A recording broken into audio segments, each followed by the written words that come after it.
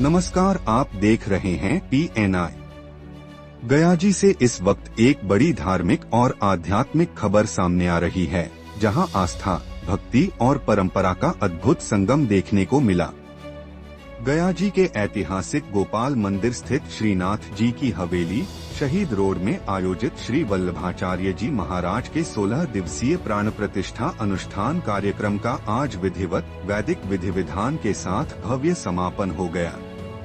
पूरे 16 दिनों तक चले इस महानुष्ठान के दौरान प्रतिदिन हवन, पूजन, अभिषेक, कीर्तन और कथा का आयोजन किया गया।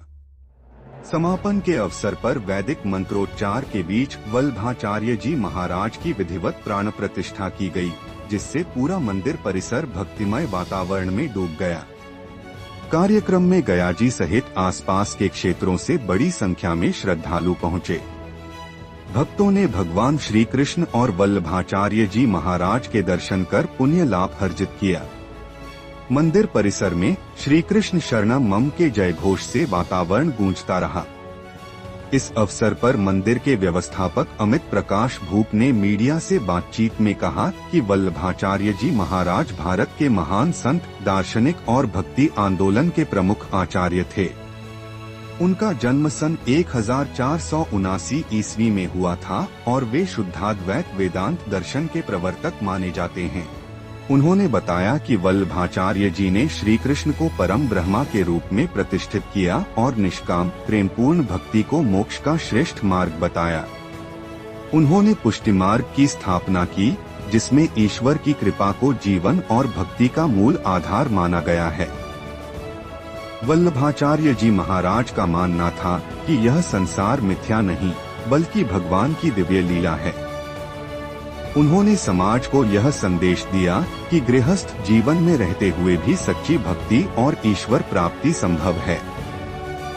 उनका जीवन प्रेम, भक्ति और ज्ञान का जीवंत उदाहरण रहा। उन्होंने अनेक महत्वपूर्ण ग्रंथों की रचना की, जिनमें अनुभाष्य प्रमुख है, जो भारतीय दार्शनिक परंपरा में विशेष स्थान रखता है। प्राण प्रतिष्ठा अनुष्ठान के समापन के साथ ही गया जी का यह ऐतिहासिक गोपाल मंदिर एक बार फिर धार्मिक चेतना, सांस्कृतिक विरासत और आध्यात्मिक ऊर्जा का केंद्र बन गया है। श्रद्धालुओं का कहना है कि इस आयोजन से क्षेत्र में सकारात्मक ऊर्जा और भक्ति भाव का संचार हुआ है।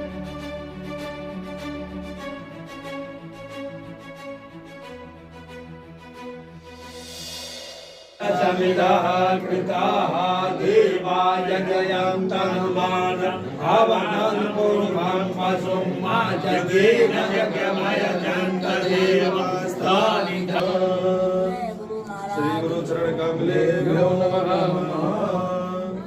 मुखिया जी का टीका कमलावरोहम विप्र प्रसादातजिताजितोहम विप्रा प्रसादात् मम नाम राम।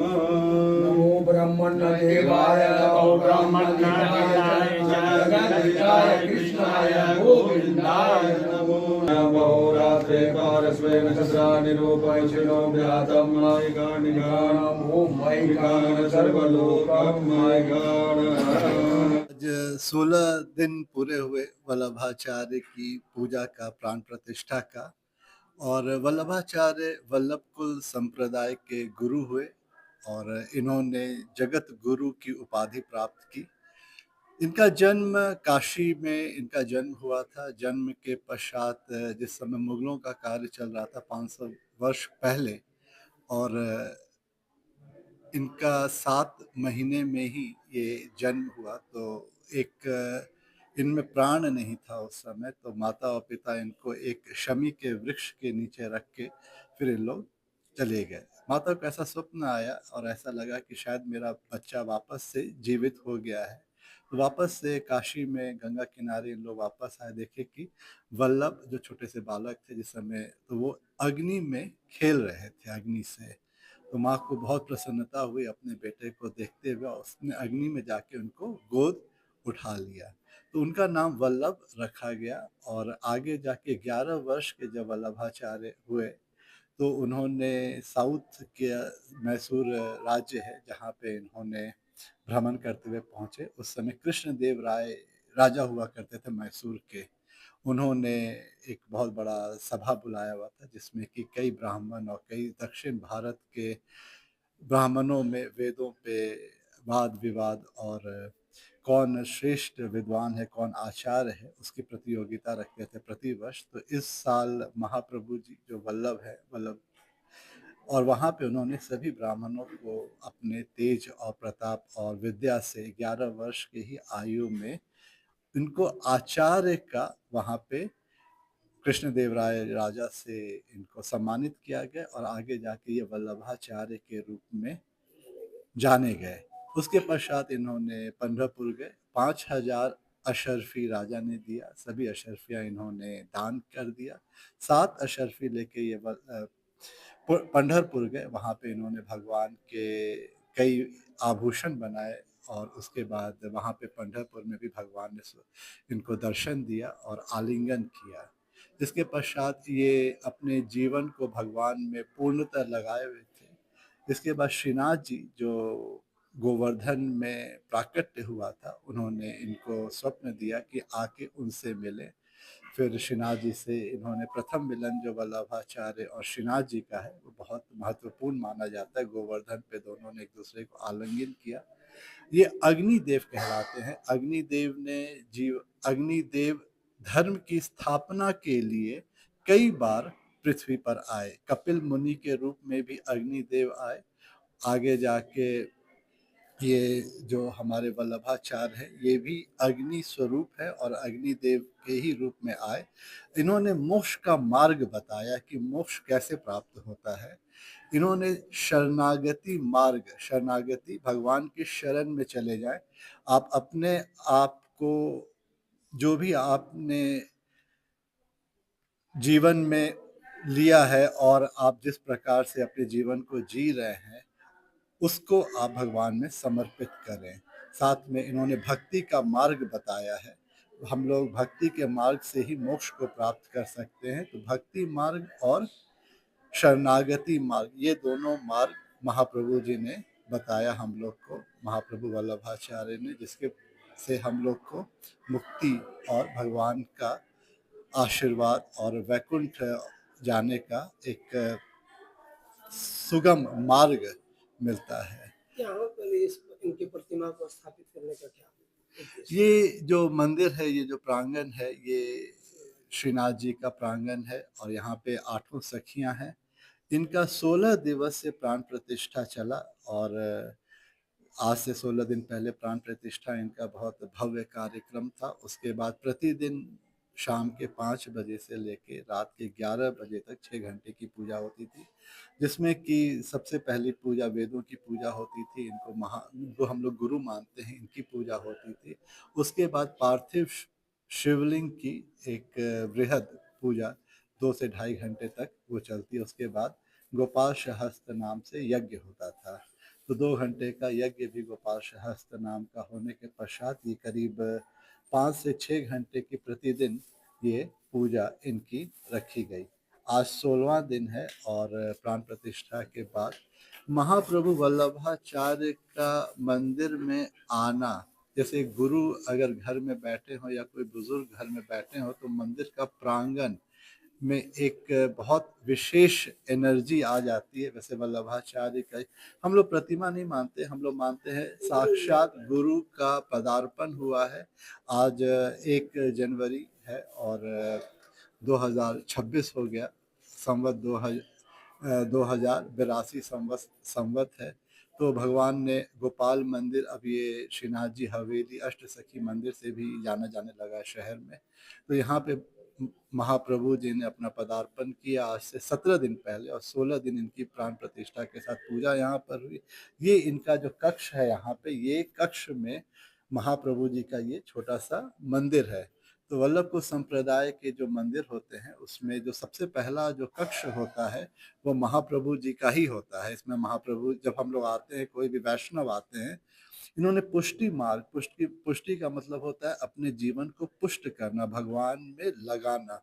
इन्होंने पुष्टि मार्ग शुरू किया, जिससे कि जितने भी व्रज के मंदिर हैं, जिसमें 8 दर्शन होते हैं, सुबह के 4 और फिर शाम के 4 दर्शन होते हैं, उन्होंने बताया। और घर में छोटे से ठाकुर जी रखने का इन्होंने बताया कि आप अपने घर में छोटे से ठाकुर जी रखिए और सभी घरों को मंदिर के तरह सुबह मंगला कीजिए और जो भी भोजन बनता है वो भोग लगाइए, शाम को संध्या आरती कीजिए, भगवान को शयन कराइए। तो हर घर को, मुगलों के कार्य में क्या हो रहा था, मंदिरों को बहुत ज़्यादा तोड़ा जा रहा था।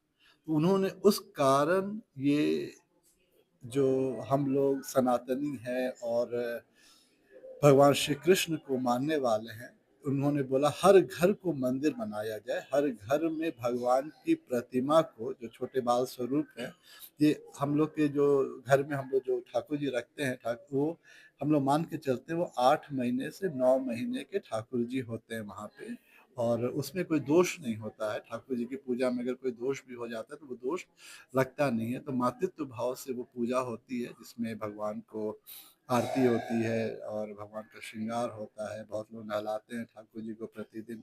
तो इस तरह करके एक सेवा पुष्टि मार्ग इन्होंने शुरू किया। हर घर को मंदिर बनाने का इन्होंने, सनातन धर्म को हर घर में स्थापित किया इन्होंने। क्या लगता है कि ये जो श्रीनाथ जी की हवेली के नाम से जो ये मंदिर है, तो क्या कभी गया ये भी एक सनातन और ज्ञान जागृति का एक प्रवाह केंद्र बनेगा? जरूर जरूर। अभी तो मंदिर में देखते देखते 8,000 स्क्वायर फीट का नव निर्माण हो गया है। भगवान श्रीनाथ जी यहाँ आए, 8 सखियां यहाँ पर आई। तो सबसे पहले 8 सखियां आई, फिर उन्होंने श्रीनाथ जी को बुलाया।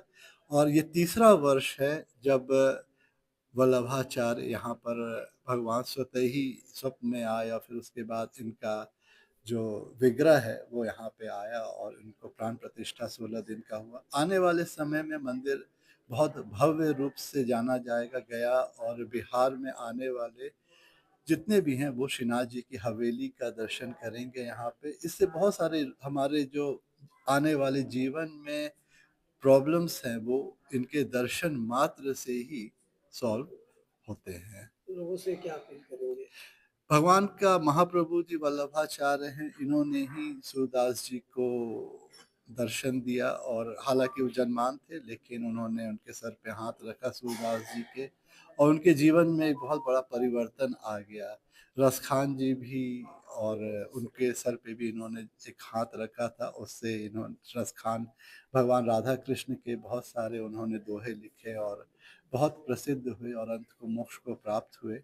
तो ये महाप्रभु वल्लभाचार्य गुरु हैं और इनका आशीर्वाद प्राप्त करना, इससे जीवन में इनका थोड़ा भी दृष्टि अगर हमारे ऊपर आ जाता है तो राधा कृष्ण के प्रेम को समझना और उसमें भक्ति के रूप में अपने आप को ढाल देना, ये इनके थोड़े से मतलब दर्शन मात्र से, इनकी थोड़ी सी भी अगर कृपा हमारे ऊपर हो जाती है तो हमारे जीवन में राधा कृष्ण का प्रेम, जो कि सर्वस्व प्रेम माना जाता है, जो कि मुक्ति और भक्ति का मार्ग। इस मंदिर का इस समय निर्माण कार्य में लगा हुआ हूँ और इनका संचालन भी इस समय कर रहा हूँ। और ये मंदिर मेरे ग्रैंडफादर वन बिहारी प्रसाद धूप, स्वर्गीय वन बिहारी प्रसाद धूप ने ही इसमें करीब 80 से 90 वर्ष तक यहाँ पे उन्होंने कार्यरत रहे। उन्हीं का मैं पौत्र हुआ और अभी अमेरिका में हूँ। As a vice president America, Bank of America में काम करता हूँ।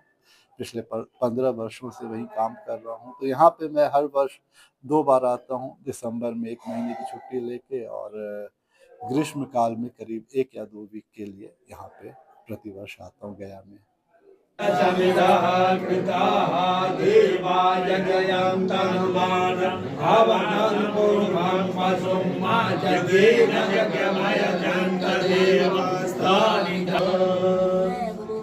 गुरु चरण कमले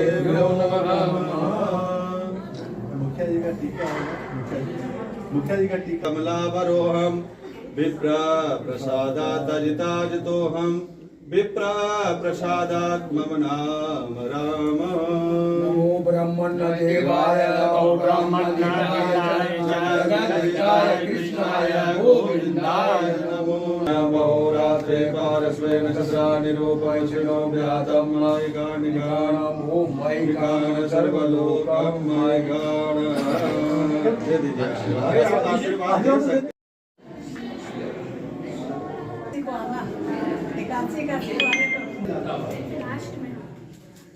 हमें फॉलो नहीं करते हैं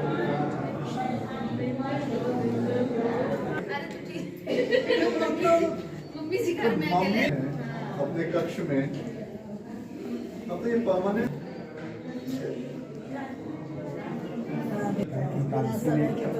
हम कभी गौड़िया बन जाते हैं तो फिर कभी कोई काम ही ठाकुर की सेवा ही हो जाती है। ये बोलते जाओ हाँ नहीं मंदिर आने से ना